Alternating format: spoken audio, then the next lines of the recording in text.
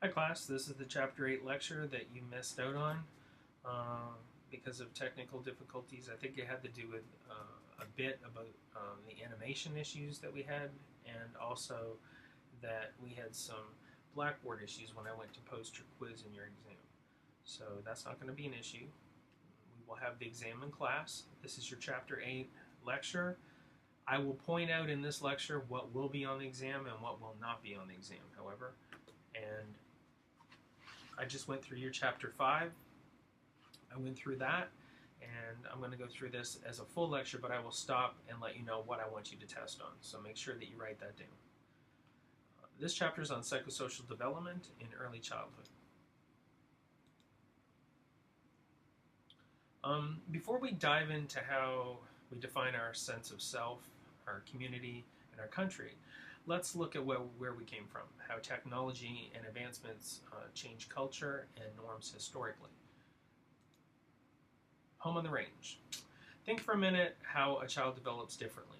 You have a child that grows up in the country, and you have a child that grows up in the city. Are they going to develop with the same values, the same cultural norms? Are they going to have the same experiences? No, they're going to have different experiences. If you take the same child and they grow up in another country, they're going to learn cultural values, international values, norms that aren't the same that we follow here. So, what values might be different? What each child might be taught differently. They may be taught differently in education. They may be trained differently. Different ways to react as a child, different expectations about gender roles. And that changes from country to country. However, culture and history can and will change the structure of family dynamics. That has been proven time and time again that culture and the past and the way where we came from will change the structure of family. And families have changed over the centuries.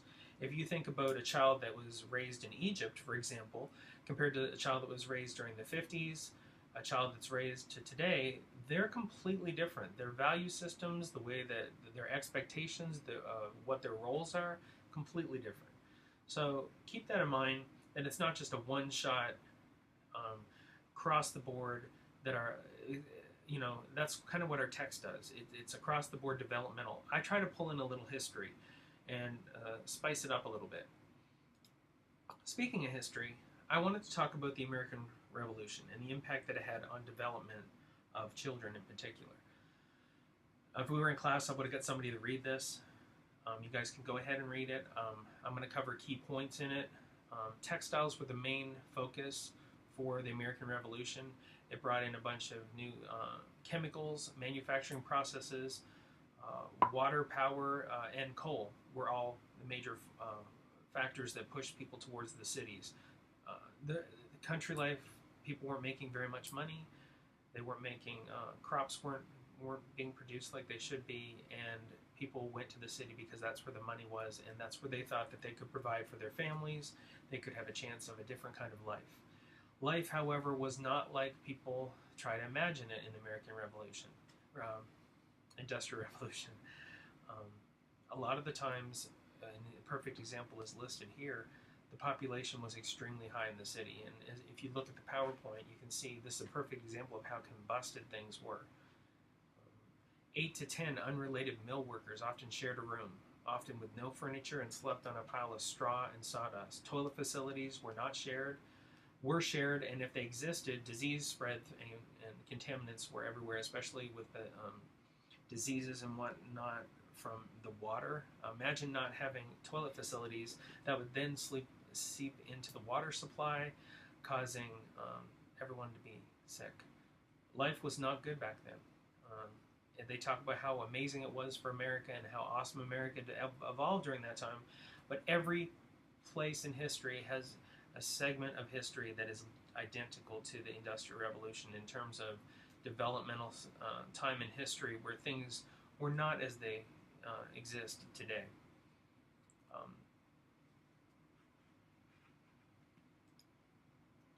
Social roles and dynamics were altered as well. Here you had children and women were allowed to work. In a time where women could not vote, women weren't allowed to have custody of children, and had no real rights other than to bear children. When men went off to war, who was there to man the machinery? Who was there to create the bullets and the fabric and everything that was part of the whole juggernaut that is the war. They needed to keep moving, so they allowed quote unquote women to go in the factories. They paid them 10% of what they paid the men. But it changed the social dynamics because for the first time in history, women took on roles that were men's roles traditionally. And with that came the realization that, wait a minute, if we can work and do the very same things that you're doing, why then can't we have the same equal rights? There were no laws on children. Children as young as 4 years old were sent off to work and often put in horrible situations. Here's a perfect example here. Children would be asked to go in the coal mines, and they would tie them to a rope. They would tie the rope to the coal chute, and they would go crawl up and down the coal chute, delivering the coal back and forth, breathing in horrible toxic fumes. Life expectancy back then, I believe, was around 25, 35 years old of age, and so people got married very young, pre-puberty even, because their life was half over by the time that they hit 12 or 13. So 10 to 20% of adult male children's wage was what a child earned, and females as well. Beatings, long hours were very common. Many children developed lung cancer and other diseases and died before the age of 25. Workhouses would sell the orphans and abandoned children as pauper apprentices, working without wages for board and lodging. So they even had free slave labor as well.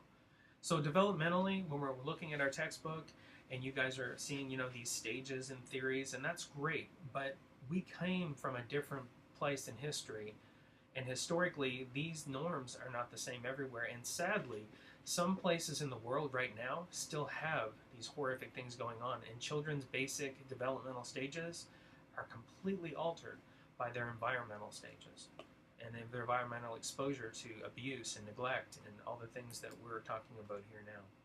Some children lost their limbs, they were crushed under machines, and many were decapitated.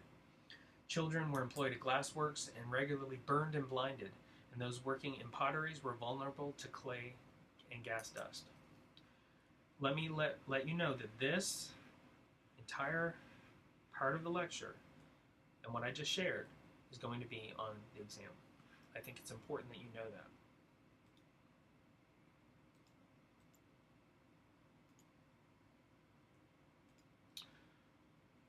Were you aware of the living conditions? Did you know that it was really that bad? We see that it was bad on movies and stuff, but movies make it sound and look almost poetic. It's a segment in our history. It's they leave out the fact that all the pictures of the dying and the thousands of people dying in the streets. Did your view change on what the Great Industrial Revolution was? Those are the questions I kind of want you to ask yourself, and I may be asking you on the quiz. So know a little bit about the Industrial Revolution, and especially know about the child care and what happened during the possible developmental stages that happened during that time, and what I just covered in the lecture. So that would be Industrial Revolution, this page. And just know it in concept. I don't expect you to know it perfectly because I'm going to ask you concept questions, and roles of children and labor children, and how the children were exposed historically to development back then during the American Industrial Revolution. I keep saying American. I'm going to challenge a norm. Now, I'm going to do this for the sole purpose of showing you historically how people may have felt during that time. In no way am I not American or anti-American.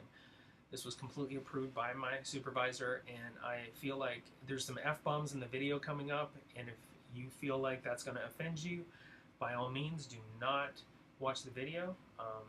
But I think it really hits home a norm that people are challenged by. So we're going to hit a perfect example of what a norm is. It makes you feel uncomfortable. Does it make you angry? When someone questions a norm that you believe, let's say, I believe that women should not be able to breastfeed in public. That is your norm, that is what is right for you, and that's what you feel like is comfortable for you. Well, what if you meet someone that breastfeeds and they show you a different aspect and it challenges your norm? Are you going to listen? Are you going to be angry? Are you going to question yourself? Those are the kind of things that we face developmentally. Children face developmentally because they're watching someone modeling things to them. They're modeled all this behavior by adults, and they're constantly reassessing and questioning. Well, my teacher said this, or my dad said this, and my mom said this, and they're going through this constant processing of what is going to be their norm, what is going to be their end result of all the knowledge that they've kind of gathered. So we're going to talk about a norm that I'm going to challenge in a few minutes. Boop, boop, boop. Slideshow is not going as fast as I want. All right, let's look at this example. There are tons of movies that show the White House being blown up by terrorists, by aliens. Here we have Independence Day. We had a couple of movies over the summer that had terrorists blowing up the White House. A lot of imagery. But what if I told you that the White House was once painted gray and was almost burned to the ground? Would you believe me? Well, a lot of people would laugh at me. But the truth is, it really happened.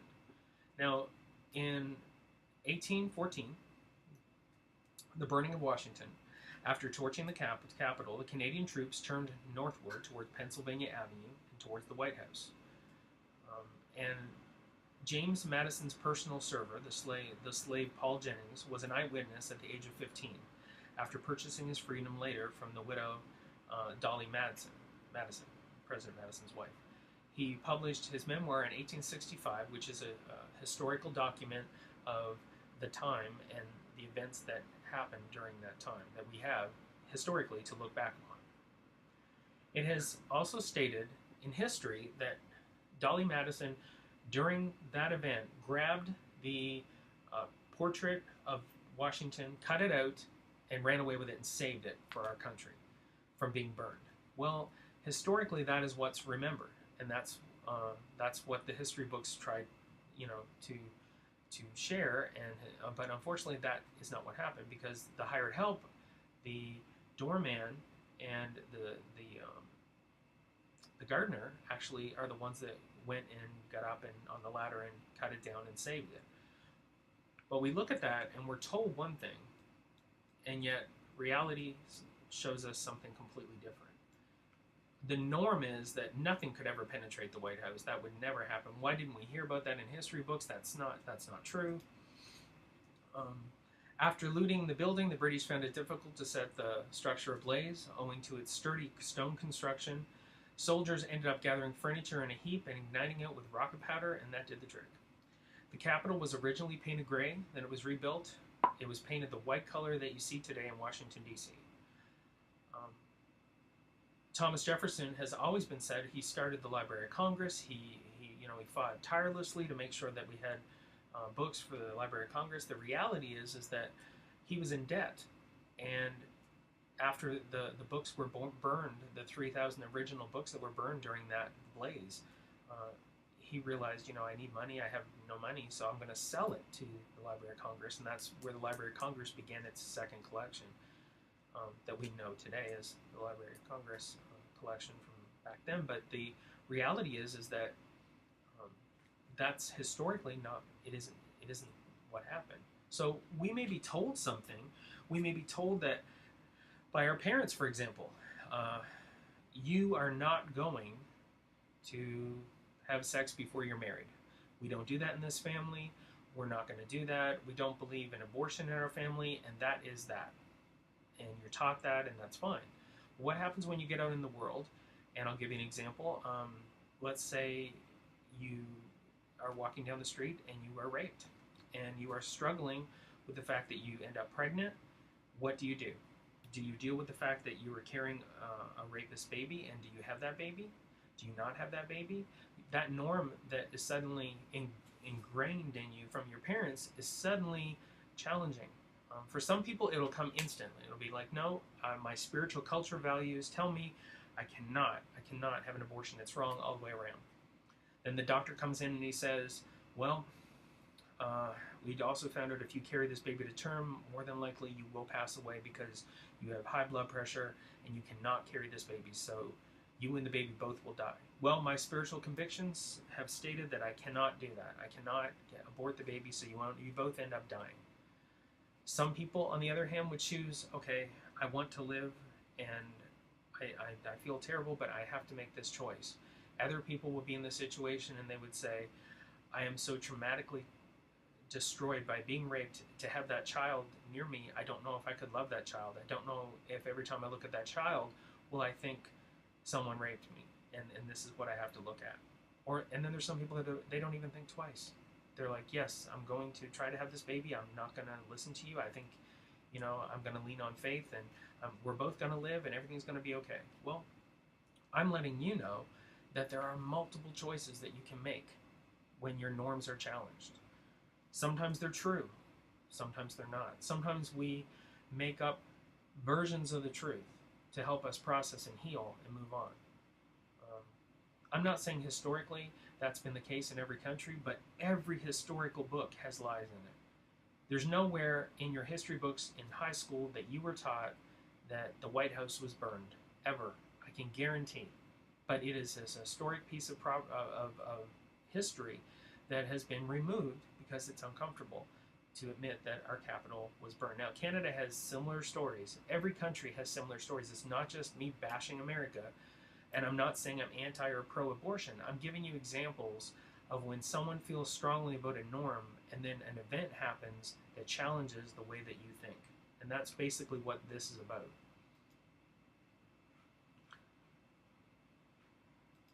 I want you all to listen to this video.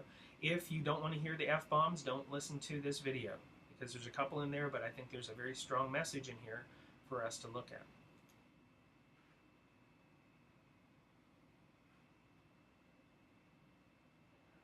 We'll go on to the next question. You, sir. My name's Steven. I'm a junior, and my question's for Will McAvoy. Do you consider yourself a Democrat, a Republican, or independent? I consider myself a New York Jets fan, Stephen. Since it's been brought up, you've almost religiously avoided stating or even implying a political allegiance. Is that because, as a news anchor, you feel the integrity of your broadcast would be compromised? That sounds like a good answer. I'll take it. There was a short piece on Vanity Fair's website by Marshall Westbrook. You probably saw it, where he calls you the Jay Leno of news anchors. You're popular because you don't bother anyone. Yeah. How do you feel about that? Jealous of the size of Jay's audience. Are you willing to say here tonight whether you lean right or left? I voted for candidates run by both major parties. Let's move on to the next question. Go ahead. Hi, my name is Jenny. I'm a sophomore, and this is for all three of you. Can you say in one sentence or less what... you know what I mean. Can you say why America is the greatest country in the world? Diversity and opportunity. Lewis? Freedom and freedom. So let's keep it that way. Will? The New York Jets. No. I'm going to hold you to an answer on that. What makes America the greatest country in the world? Well, Lewis and Sharon said it. Diversity and opportunity, and freedom and freedom.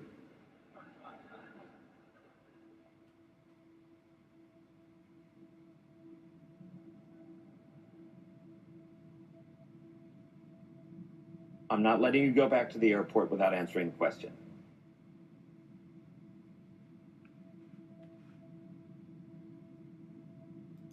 So I'm going to pause the video right here. How many times in your life have you believed so strongly about something you don't want to rock the boat, but yet you have knowledge, you have things that you want to share that can help other people develop, their thoughts can develop. But yet, if you go against the norm, then you're going to be challenging that norm, and you have to face the consequences of saying something that may offend people, even if it's the truth or not the truth. We will sometime in our life have to face that if we're not a sheeple, which means people that are sheep that just follow the flock. If you're someone who stands up and believes in something, or believes in a set of principles or things that you're passionate about. And it will happen. As a parent, you're going to end up very defensive of your children. You're going to say, wait a minute, that's not fair. That's, you're going to feel that way in general about your siblings if they're not treated right. This is an example of that, a norm that's being challenged. So the general norm is, American pride. It's about liberty and liberty and justice for all. And watch the reaction to the crowd to what his opinion is, and then listen afterwards to what he has to say.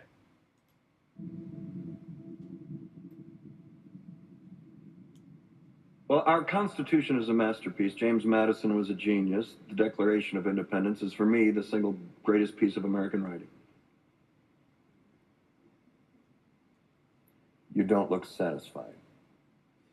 One's a set of laws and the other's a declaration of war. I want a human moment from you.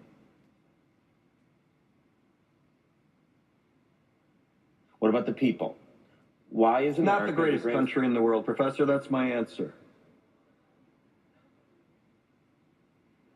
You're saying... Yes.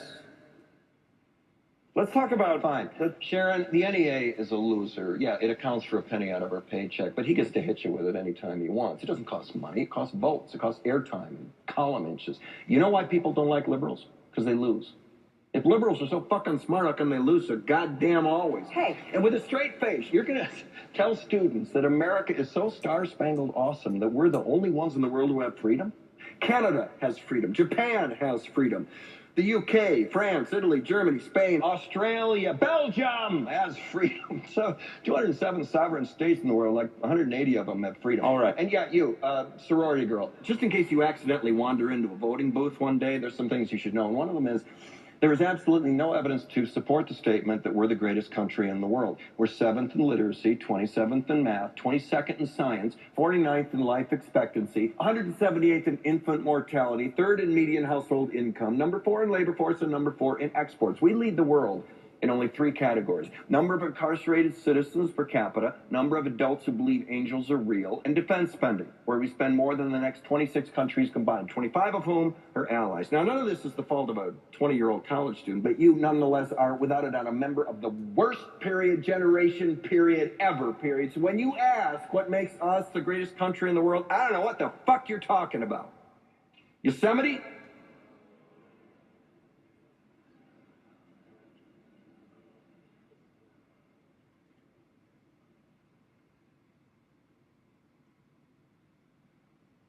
Sure used to be.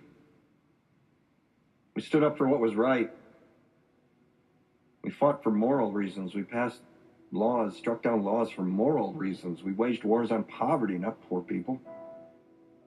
We sacrificed. We cared about our neighbors. We put our money where our mouths were, and we never beat our chest. We built great big things, made ungodly technological advances, explored the universe, cured diseases, and we cultivated the world's greatest artists and the world's greatest economy. We reached for the stars, acted like men. We aspired to intelligence. We didn't belittle it. It didn't make us feel inferior. We didn't identify ourselves by who we voted for in the last election, and we didn't scare so easy.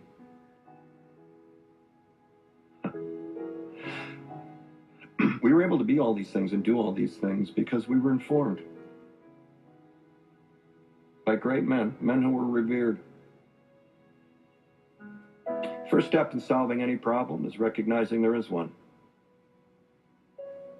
America is not the greatest country in the world anymore.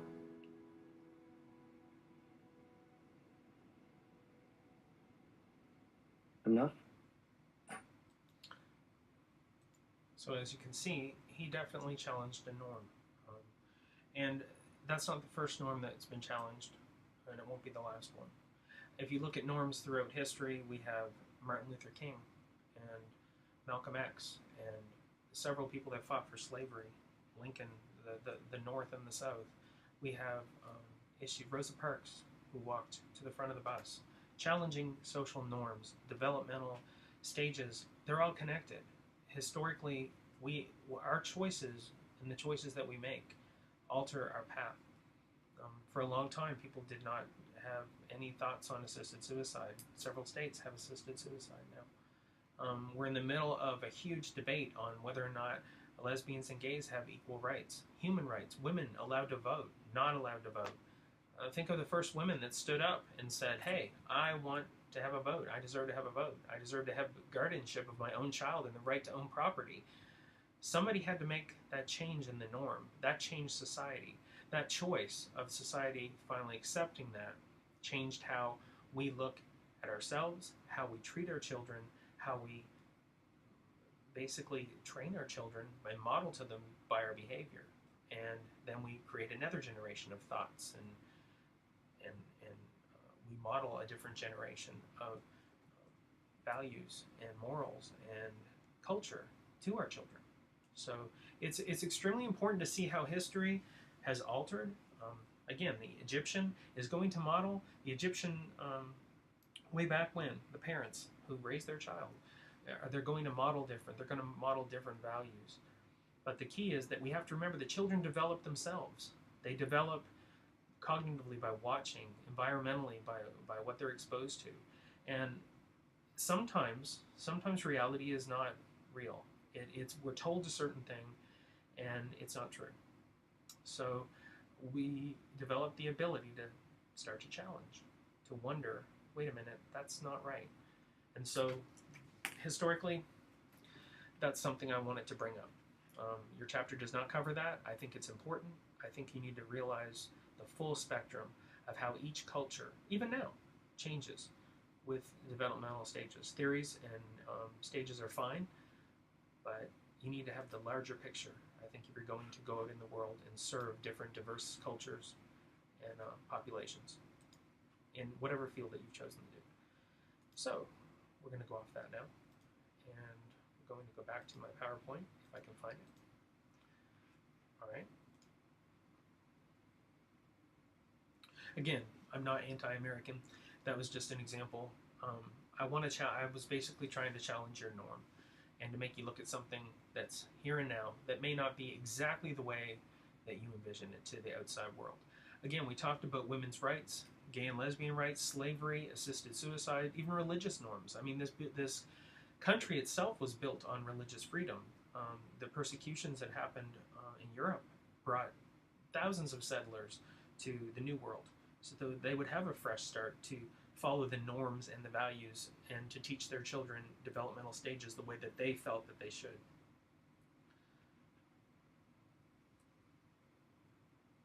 Where do we learn our norms? Well, first we'll stop here and I'll tell you the exam, the quiz will have questions about norms, just general norms. I will kind of ask you to kind of give an overview of, let's go back.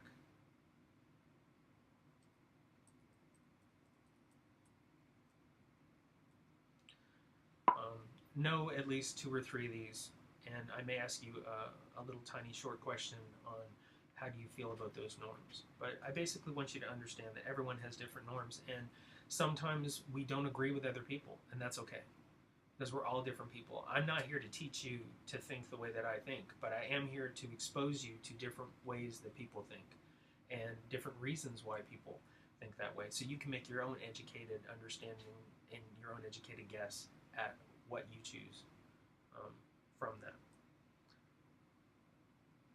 So that's going to be in your quiz. So quite frequently we acquire our norms and our values from our family and our social interactions within that family unit. And well, what does that consist of? That consists of family, friends, extended family. There's so many different versions of what family is nowadays, and we'll get into that in a little bit. Children learn by watching. What we do and what we model to our children, they're going to repeat it. They're going to mimic our value system. They're going to mimic the way that we respond when we're angry. They're going to mimic how patient we are. They're watching. They're constantly watching and constantly learning as they grow to say, okay, so my dad's mad at this. This is how he reacts. This is how I need to react to be a good man. Because children are constantly learning what their gender norms are.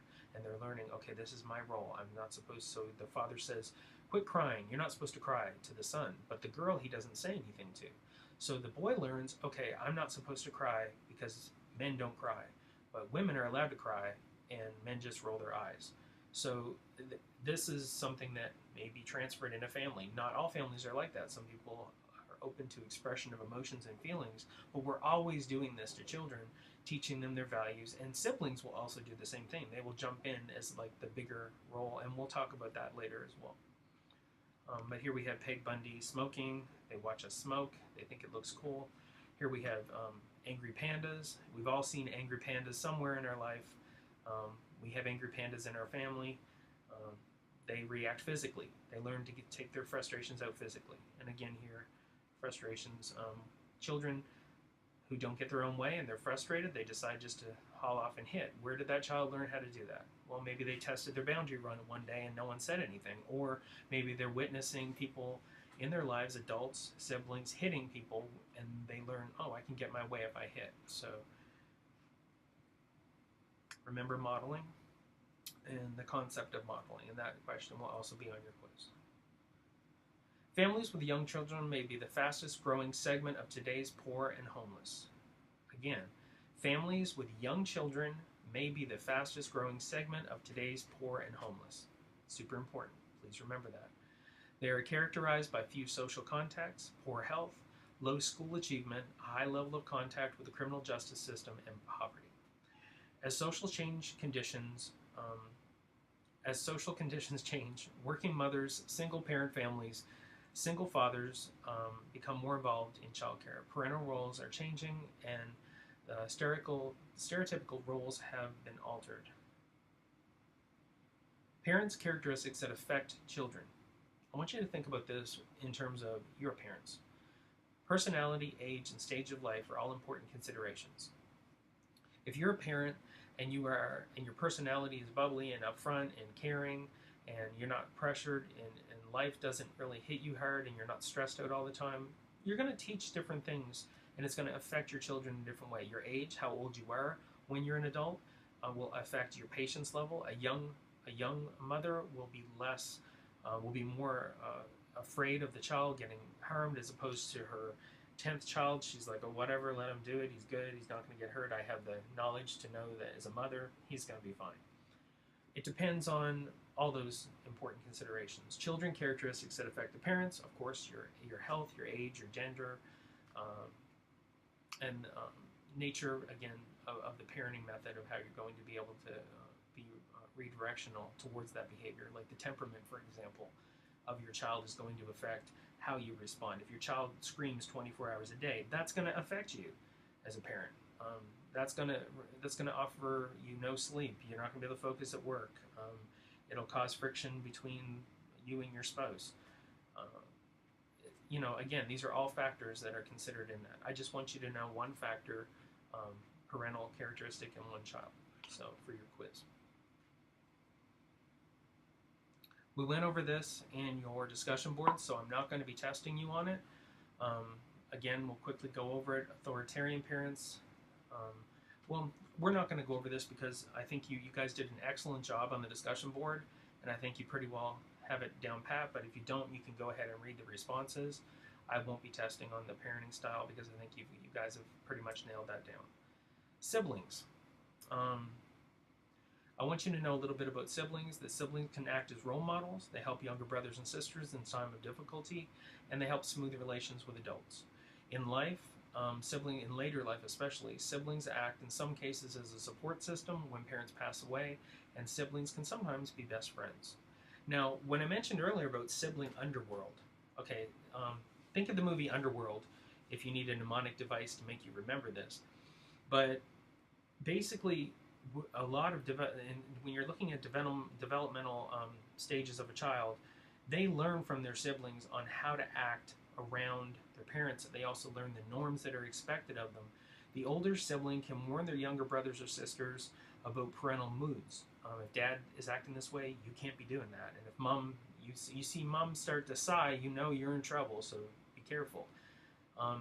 The problems that they've got in trouble for, they can help the younger children avoid that. Other siblings teach outside events like how to act at school. Don't act like that. Don't do this. Don't do that. What's acceptable. That's all called sibling underworld. That term is important, and I want you to know that. And about 80% of children have siblings. That's not a bad thing to know too. But definitely know sibling underworld for your exam. and just have a basic concept of why siblings are important. Statistically, anyway. I want you to watch this. This pretty much covers divorce and parenting. I think Mrs. Doubtfire, rest in peace, Robin Williams. I think this pretty much covers it pretty well about. They've decided to separate. Now they live in different houses. My brother Andrew says that we aren't to be a family anymore. Is this true? Did I lose my family? Is there anything I could do to get my parents back together? Sincerely, Katie McCormick. Oh, my dear Katie. You know, some parents, when they're angry, they get along much better when they don't live together. They don't fight all the time, and they can become better people and much better mummies and daddies for you. And sometimes they get back together. And sometimes they don't, dear. And if they don't blame yourself. Just because they don't love each other anymore doesn't mean that they don't love you. Now, there are all sorts of different families, Katie. Some families have one mommy, some families have one daddy, or two families. And some children live with their uncle or aunt, some live with their grandparents, or some children live with foster parents. And some live in separate homes and separate neighborhoods in different areas of the country, and they may not see each other for days, weeks, months, or even years at a time. But if there's love, dear, those are the ties that bind. And you'll have a family in your heart forever. All my love to you, Poppet. You're going to be all right.